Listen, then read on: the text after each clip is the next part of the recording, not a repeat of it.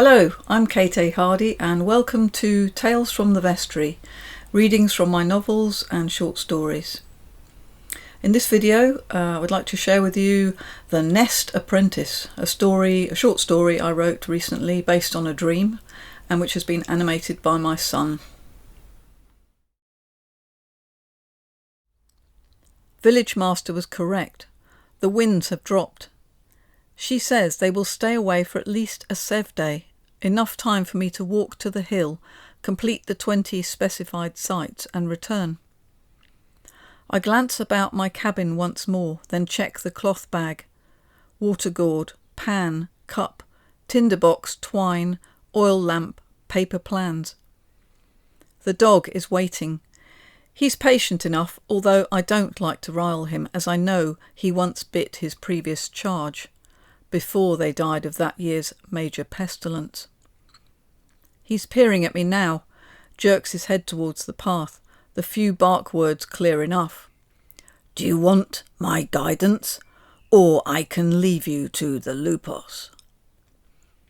I hoist the bag over my head, feel its weight settle into the small of my back. "Sorry, ready now, I'll just get the foldy ladder."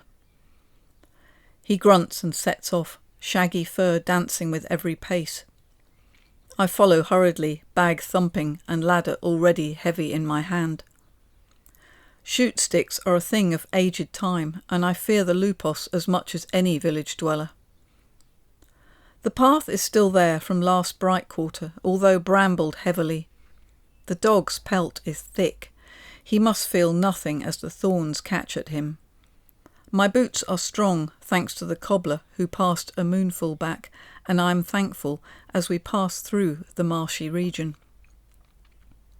The hill looms, dark green against the lowering sun. We climb without ceasing, apart from a brief respite while the dog surveys our surroundings, his ears hairy radars twitching at distant howlings. At the summit, the small stone shack still stands, a few slates dislodged. The dog informs me that he will seek designated prey and return after I have built the fire. I go about this quickly as he is hungry and tapping one paw on the mossy ground, something he does before his temper can flare. Sticks are aplenty. I gather an armful, pluck dried lichen from a deceased tree and drag over one of its bigger branches. The tinderbox works well, and soon a twist of smoke rises from the fledgling fire. The dog appears a while later, a limp, eerie beast hanging from its jaws. I deal with it, and as the first glimmery pins the sky, we eat. I know it won't rain this darking, so ignore the roof holes and bed down next to the dog on a mat of dry grass I managed to drag in while collecting wood. He still chases beasts in his sleep, but I ignore the vibrations and soon enough feel the familiar cocooning shadows close about me. The morn arrives with slants of daylight travelling across my face. I recall the day's work before me and smile. Some are not so lucky. Assisting certain creatures with their demands can be frightening, and a few from our village have never returned. The dog raises himself, shakes me off, and ambles outside to sit in the warmth. He will stay here, an eye half open for danger, while I scale the trees and later refill the gourd from the spring, which I noticed, thankfully, still runs as clear as it did when I was here last yearly to learn my trade with Jarvis. He has gone now. He was as old as anyone can remember, but held all the nest knowledge in his mind. He gave me his foldy ladder and the precious saw in its leather pouch. His last words, "1 12-month, my lad, and you can call yourself nest master of all this canton." He had patted me on my back and had set off on his ancient legs, a small bunch of monkshood in his pocket. We knew where he would end himself and took care to respect his wishes of not visiting until the grease vultures had cleaned him to the bone. The dog notices me in my daydream and gruffly suggests I get on with what I'm supposed to be doing. I nod, swig water, pick up the folding ladder, saw pouch and twine, and approach the first tree which appears on the plan. The rooks have decided on a multi-family nest at the top of this ancient beech. They will add to and decorate my basic structure as they wish, but it is me who is responsible for making the foundations solid and windproof. In the aged times, winds were known, but as the land became furious over human bod's misuse, the complexity and strength increased. My mother relayed all the stories to me, and I cannot feel in any reluctance in completing my work. We have done this, the birds have not, or the snakes, goats, mules, beetles and fish, or any other animal species.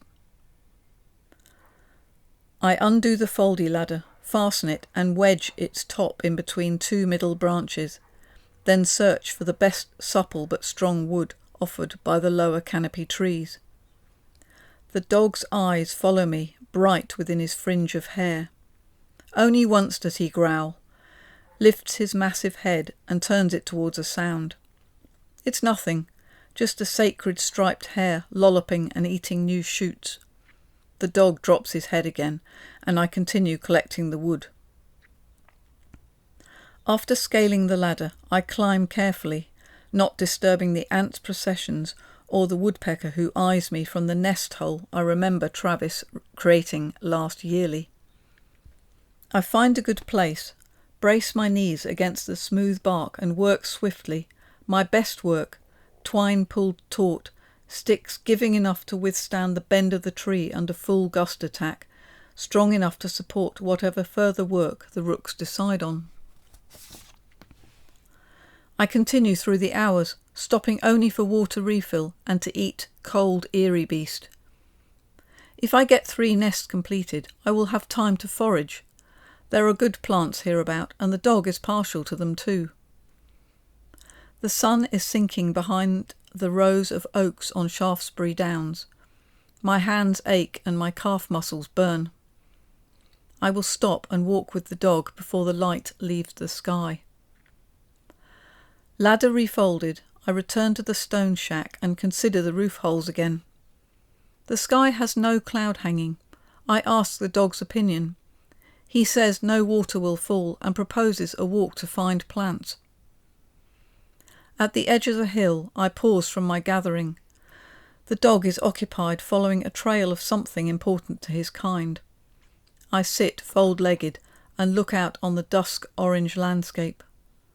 The river winds its way towards the distant ocean, water silvery and bright.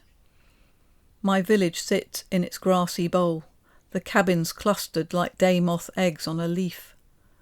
A thread of water birds pass across the sky, their black wing beats as steady as waves hitting a shoreline.